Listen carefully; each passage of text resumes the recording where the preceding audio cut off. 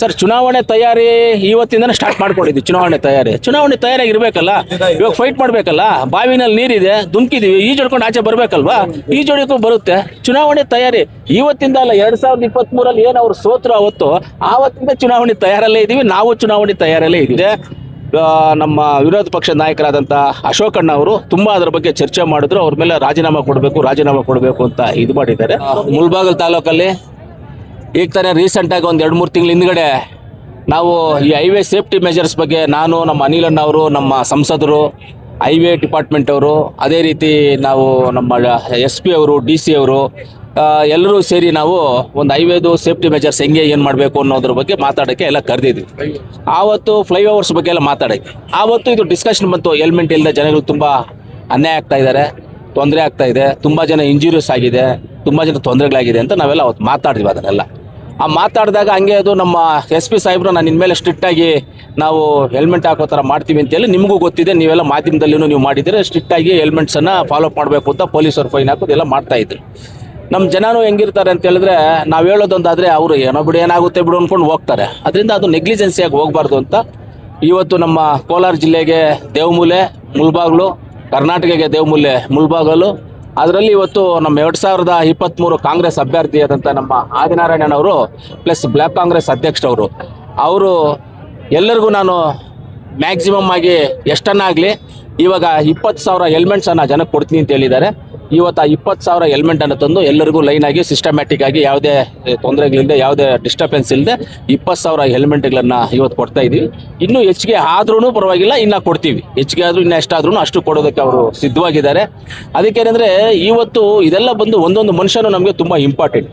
ಒಂದೊಂದು ಮನುಷ್ಯನು ನಮಗೆ ಒಂದೊಂದು ಮರ ಥರ, ನಮಗೆ ಒಂದೊಂದು ಮನುಷ್ಯನು ನಮ್ಮೊಂದು ಕಣ್ಣು ಥರ ನಮಗೆ. ಯಾಕಂದರೆ ಆ ಮನುಷ್ಯನ ಮೇಲೆ ಡಿಪೆಂಡೆನ್ಸು ತುಂಬ ಇರುತ್ತೆ.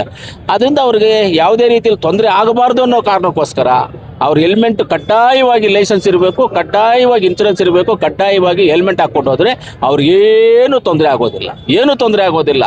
ಎಕ್ಸಾಂಪಲ್ ನನಗೊಂದು ಇಶ್ಯೂ ಆಗಿತ್ತು, ಅದನ್ನು ಹೇಳ್ತೀನಿ ನಿಮ್ಗೆ. 2001ರಲ್ಲಿ ನನ್ನ ಹತ್ರ ಹೋಂಡಾ ಸಿಟಿ ಕಾರ್ ಇತ್ತು. Number K05 MC2124 number, white colour Honda City ನನ್ನ ಹತ್ರ ಇತ್ತು. ಬೆಳಗ್ಗೆ ಅರ್ಲಿ ಮಾರ್ನಿಂಗು ಅಂದರೆ ಬೆಳಗ್ಗೆ 6:20 ನಾನು ಮನೆಯಿಂದ ವೈಟ್ ಫೀಲ್ಡ್ ಕಡೆ ಹೋಗ್ತಾ ಇದ್ದೆ. ಕಾಟಮ್ನಲ್ಲೂರು ಗೇಟಲ್ಲಿ ರೈಟಿಗೆ ತಿರ್ಕೊಂಡೆ. ಆ ಕಡೆಯಿಂದ ಬಂದು ಟೆಂಪೋ ಒಂದು ರೈಟ್ ಸೈಡ್ಗೆ ಹೊಡೆದ್ಬಿಡ್ತು ಗಾಡಿಗೆ. ತರಕಾರಿ ಟೆಂಪೋ ವೈಟ್ ಫೀಲ್ಡ್ ಕಡೆಯಿಂದ ಹೊಸಕೋಟೆಗೆ ಹೋಗಿ ಟೆಂಪೋ ಹೊಡೆದ್ಬಿಡ್ತು.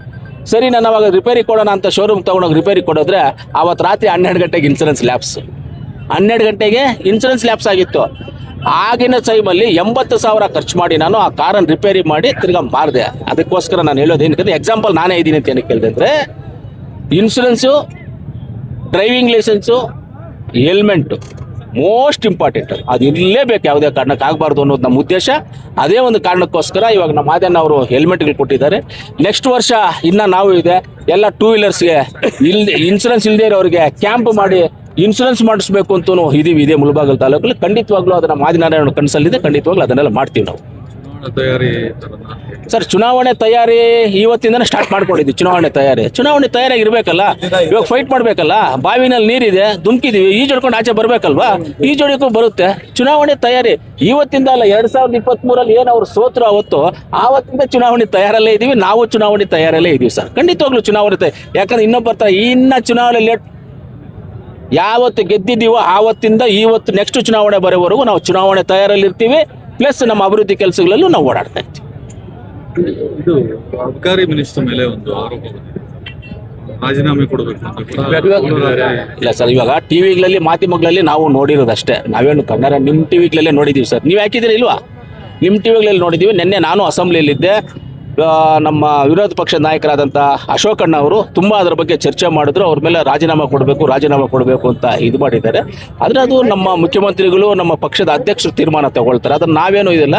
ನೋಡಿ ಸರ್, ಒಂದು ಯಾರೇ ತಪ್ಪು ಮಾಡಿದರೆ ಅವ್ರು ಶಿಕ್ಷೆಗೆ ಒಳಗಾಗಲೇಬೇಕು. ಅದು ನಾನಾಗಲಿ ನೀವಾಗಲಿ, ನಮ್ಮಿಬ್ಬರಲ್ಲೇ ಇಟ್ಕೊಳ್ಳೋಣ. ನಾವಾಗಲಿ ನೀವಾಗಲಿ ಶಿಕ್ಷೆಗೆ ತಪ್ಪು ಮಾಡಿದರೆ ಶಿಕ್ಷೆಗೆ ಒಳಗಾಗಲೇಬೇಕು. ಅದು ನಮ್ಮ ತಿಮ್ಮಾಪುರ ಅವರು ಆಗ್ಬೋದು, ಇನ್ನೊಬ್ಬರು ಆಗ್ಬೋದು, ಯಾರೇ ಆಗಲಿ ತಪ್ಪು ಮಾಡಿದರೆ ಅವರು ಅದಕ್ಕೆ ಅನುಭವಿಸ್ಲೇಬೇಕಾಗ್ತದೆ. ನಾನಂತೂ ಅದಕ್ಕೆ ಕಾಂಪ್ರಮೈಸ್ ಅಂತೂ ಇಲ್ಲ. ನಾನು ತಪ್ಪು ಮಾಡಿದವ್ರು ಅನುಭವಿಸ್ಬೇಕು. ಸರ್, ನಿನ್ನೆ ನಮ್ಮ ಜಿಲ್ಲೆಯಾದ ನಜೀರ್ ಅಹಮದ್ ಮೋದಿ ಅವರು ದೇಶದ್ರೋಹಿ ಹೇಳಿದ್ದಾರೆ. ಮತ್ತೆ ದೊಡ್ಡವ್ರ ವಿಚಾರಕ್ಕೆ ನಾನು ಬರೋದಿಲ್ಲ. ದೊಡ್ಡವ್ರ ವಿಚಾರವಾಗಿ ನಾನು ಬರೋದಿಲ್ಲ. ಅವರು ಏನು ಮಾತಾಡಿದವರು ಏನೋ ಅಸೆಂಬ್ಲಿನಲ್ಲಿ ಚರ್ಚೆ ಆಯಿತು. ಚರ್ಚೆ ಮಾಡಿದ್ರು. ತಿರ್ಗಾ ಅವರು ನಾನು ಕ್ಷಮೆ ಯಾಚನೆ ಮಾಡಿದ್ದಾರೆ ಗೊತ್ತಿದ್ದಗಳು ಮಾಡಿದ್ದಾರೆ. ಅದು ಏನೇ ಆಗಲಿ ನಾವು ಮಾತಾಡೋಕ್ಕೆ ಮುಂಚೆ ತಿಳ್ಕೋಬೇಕು. ಆದ್ರೂ ಯಾಕಂದ್ರೆ ಕೆಲವೊಂದು ಸಂದರ್ಭದಲ್ಲಿ ಕೆಲವೊಂದು ಮಾತುಗಳು ಬರುತ್ತೆ, ಅದಕ್ಕೆ ಕ್ಷಮೆ ಯಾಚನೆ ಮಾಡಿದ ಮೇಲೆ ಮುಗೀತು, ಅಲ್ಲಿಗೆ ಬಿಟ್ಬಿಡ್ಬೇಕು, ಅದನ್ನ ಅದ್ರ ಬಗ್ಗೆ ಮಾತಾಡಬಾರ್ದು ಅಂತ್ಯ.